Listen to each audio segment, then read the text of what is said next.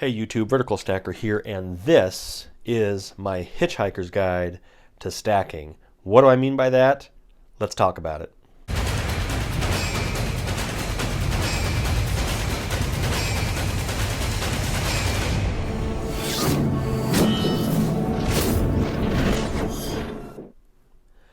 So obviously the title of this video is a play on the book, The Hitchhiker's Guide to the Galaxy.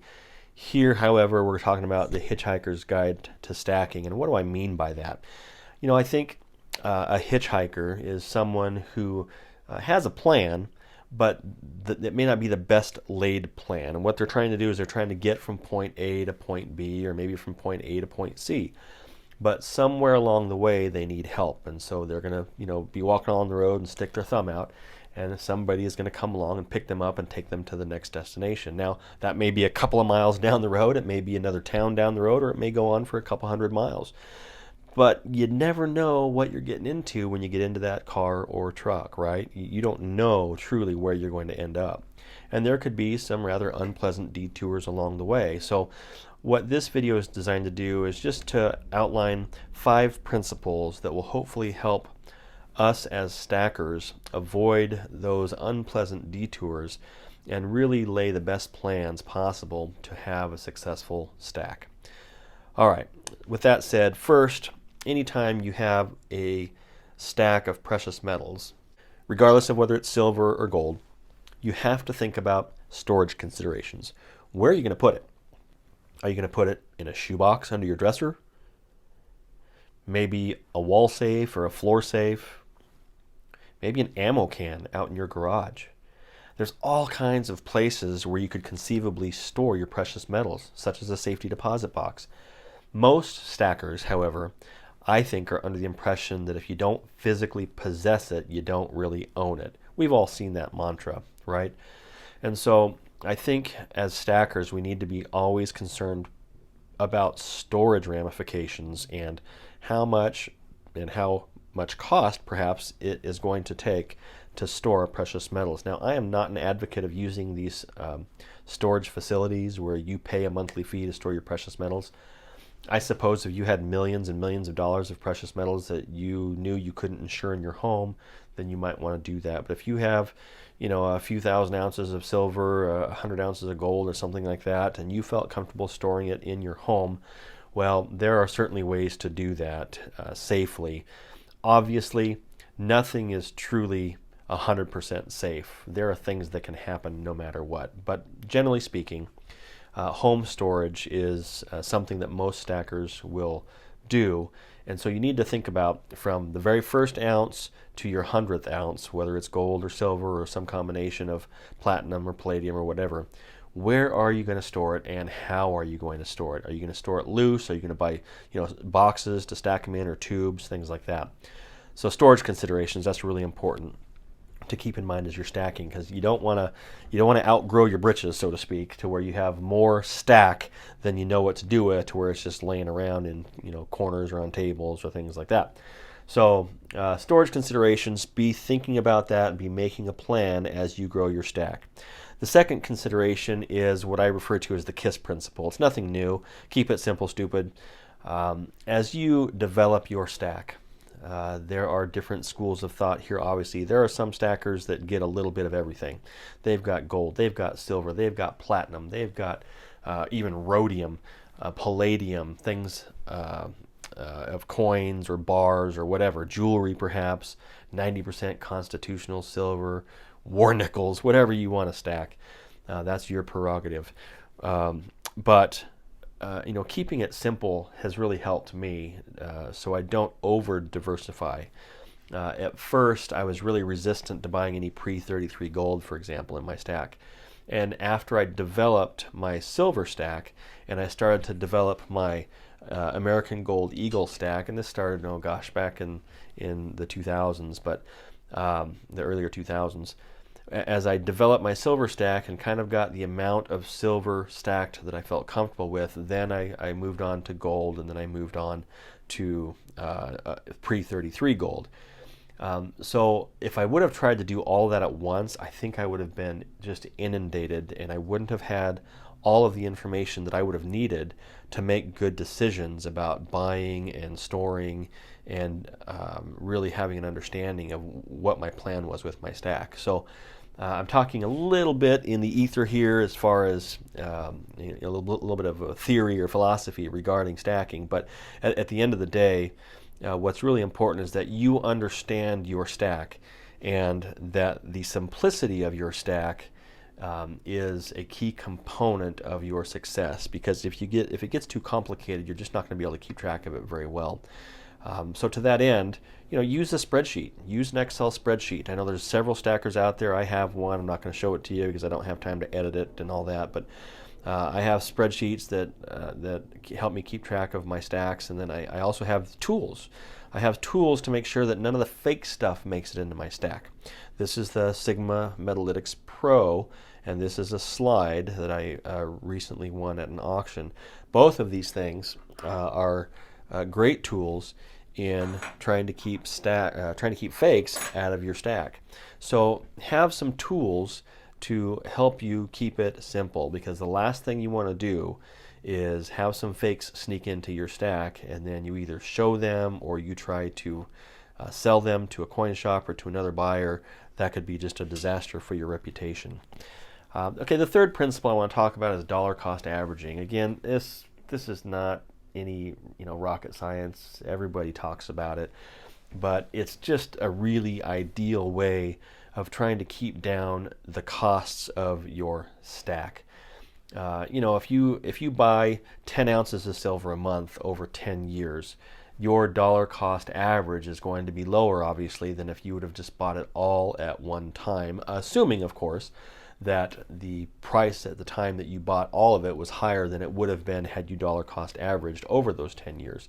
Now, for some people, if they can drop $1,000, $2,000, $10,000, whatever it is, when silver hits $18 or $19 an ounce, great, that works for them. But most people don't have that ability to do so, and so it's really important to maintain your stacking goals to dollar cost average. Buy your silver or buy your gold over time, and that will help you hopefully keep your cost down as much as possible.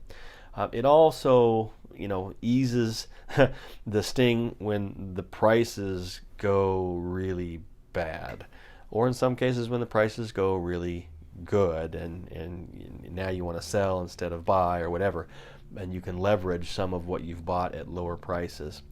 Well, look, at the end of the day, dollar cost averaging is a principle that I think we all ought to use, and it will certainly help you keep a reasonable value to your stack.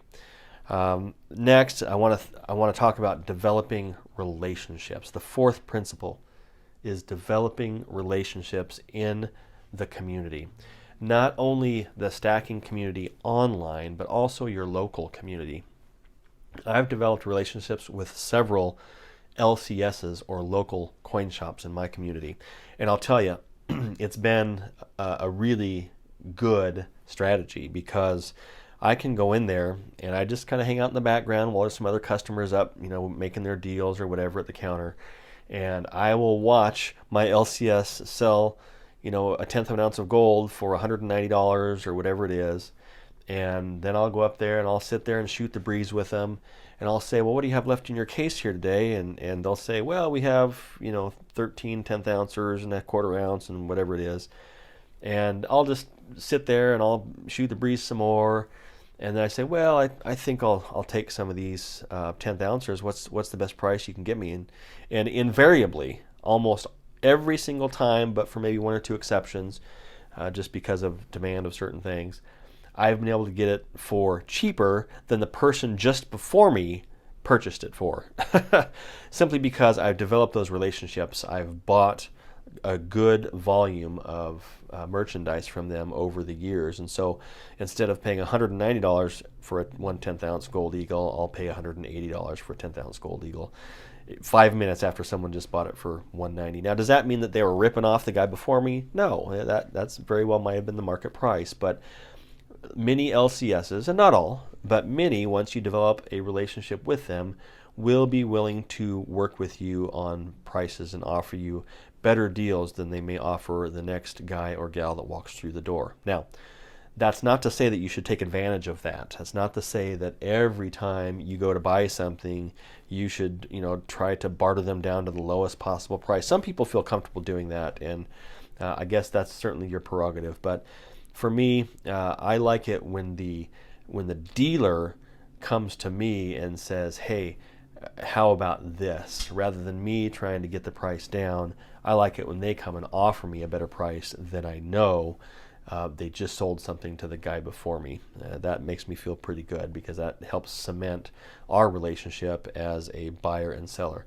Keeping in mind that an LCS is in business to make money. So even though they might be cutting me a deal, they're still making money. No matter what your relationship is, I don't believe as a general rule that a business is going to lose money just because you're their friend. So keep that in mind, but develop relationships. Now, in the online stacking community, boy, reputation is everything. If you don't have a reputation in the online stacking community, whether it's YouTube, Instagram, Facebook groups, whatever it is, then you could really struggle. And so my advice to you on your online relationships, work on that. Work on getting to know people. Find out who the movers and shakers are in the industry as far as moving precious metals, or maybe doing videos, or doing stickers or whatever, and get to know those people and learn from them. It's really, really important to learn in this industry, and that's going to be a segue into my final point here. But your reputation is all you have, so do what you say you're going to do. I try to do my best to do that. I know I've made some promises to send out stickers, and I haven't always been the fastest at doing that, and I'm trying to get better at that. But at the end of the day, if you agree to do a trade, or you agree to buy something, or you agree to sell something, I don't care what happens to the price. The second after you make that deal, you follow through with a deal. A deal's a deal. All right, so the segue into my final point is just keep learning. I think learning is one of the most important things we can do in our community. We have to research. We have to understand the way markets work. We have to understand the relationships between the strength of the dollar and the strength of precious metals. We have to understand what ETFs are. We have to understand what crypto is. And I'll be honest, I've learned a lot in the last 24 hours about crypto. I've been watching Bitcoin, and I thought I knew a little bit about it. Turns out I didn't know anything about it. And some very good members of the community have taught me some valuable knowledge about crypto. So lots to learn, and I'm always evolving in my knowledge base about precious metals and now crypto. And I'll have a video out about that, I think, sometime soon as well. But anyway, I hope that this video has been helpful to you. Think about your storage. Think about keeping things simple. Don't over diversify, at least until you've learned about the values on pre-33, for example, or why you might want silver bars over silver rounds, or vice versa. Dollar cost average.